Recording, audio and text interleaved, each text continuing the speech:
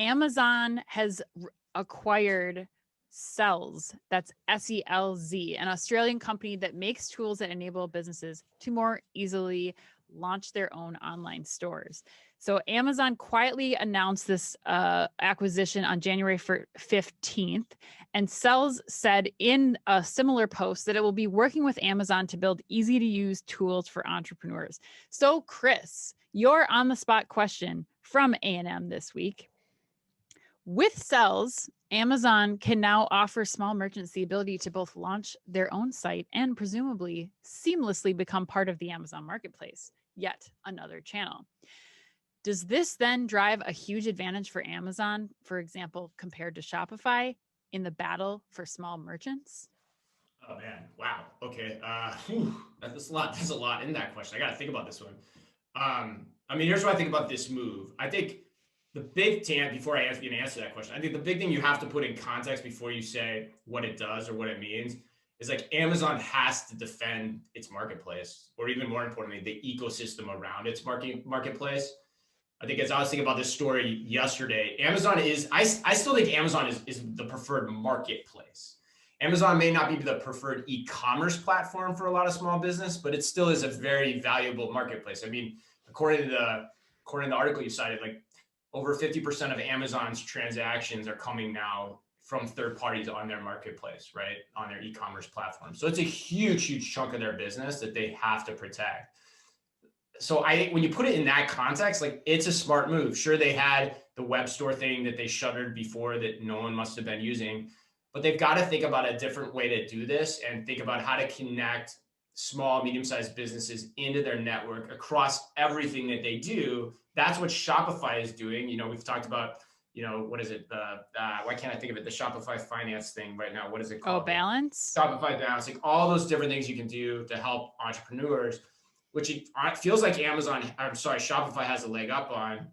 But in terms of Amazon, like you start thinking about, well, what are all the other things you can do around commerce, fulfillment?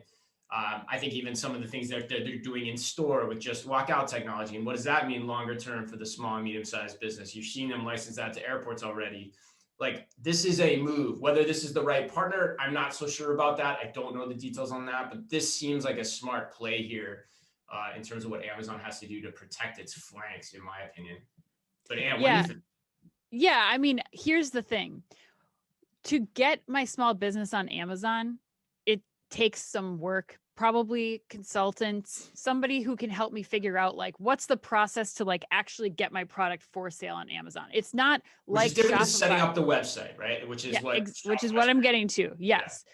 So it's not, you can set up a shop on Shopify in an hour if you have the product and it's simple. Yeah. That platform works both in store and online. And that's something that you can't do right now on Amazon. So if we look at what Amazon's been doing with SMBs, with influencers, with designers, like now to have the ability to not only, like A&M is suggesting, not only be able to get a website stood up and get online and start selling your product in a matter of minutes, but in addition to that, you have this tie-in to the Amazon marketplace, which I think is going to be a significant shift if Amazon can make this one seamless thing. And the reason being, there is a lot of money to be made from these SMBs on Shopify right now. And Shopify is owning this whole space. Like, oh, they reported huge numbers yesterday or this week, right? Exactly. Like this is something that Amazon needs to be going after because there's a significant amount of money to be made in those early stage, even if they're not converting fully to the Amazon platform for, you know, a year or two. Or if they never do, there's still a lot of money to be made in that area. I think it's also interesting to think about this as an extension too of what we're seeing like with Amazon Drops and the Amazon custom fashion platforms, where you're having influencers who are able to not only put their own products or create their own influencer shops on Amazon, but who are actually like manufacturing products. Like they're using Amazon for a full end-to-end from discovery and design all the way through to fulfillment, as you mentioned. So this is a really huge move for Amazon. I think where this goes and what the SMB adoption is going to look like is another thing. I think Amazon's kind of been, for some SMBs, especially like the smaller mom and pop boutiques, Amazon's kind of been the enemy, I think, until they have to work with them or they need them for scale. Yeah, and the other thing, the Amazon experience isn't always necessarily designed for like brand and fashion and things like that too, which I think is part of the consideration set here. But I think the other thing that comes to mind on this story too, which is probably why it's so important, is you're going to see even more activity in this space. I mean, this is probably when you start talking about defend the marketplace, so to speak. That means you're gonna fight tooth and nail for this. So God knows what else is going to go on and how much money is going to get funneled to this, which I hadn't thought about previously until you just said all the stuff you just said. Emily, you got any thoughts here?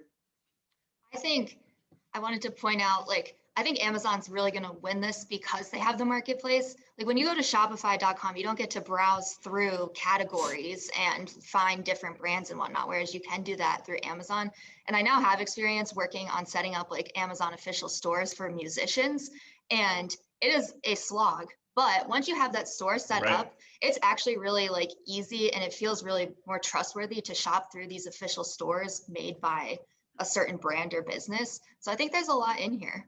Right. That's the thing. Like Amazon definitely understands that and has years and years of experience in that. And Shopify, it's trying to build it. We talked probably 6 months to a year ago about their first efforts on that. And it looked like a first effort, quite frankly.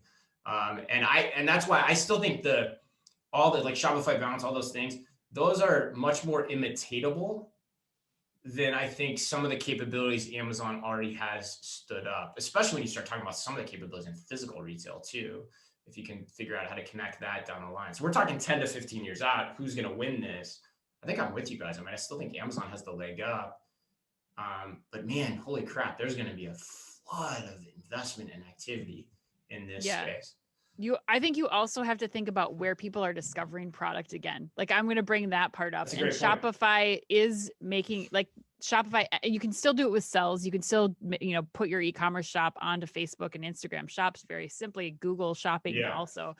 But I think that, where it's again, that line of commerce again, like where you're discovering product, are you going to Amazon or are you finding it online, and who's got the platform to support that for small businesses? How does that work? Well, and that's you, right? Like, are you actually finding it on the platform, or are you finding it on the connection to Instagram with that platform, right? Or the social media network, which, Amazon's got to get in there and figure that out. Because, and that is what allows you to take some of the control of that marketplace over time too, depending on where you land and how easy that commerce experience is.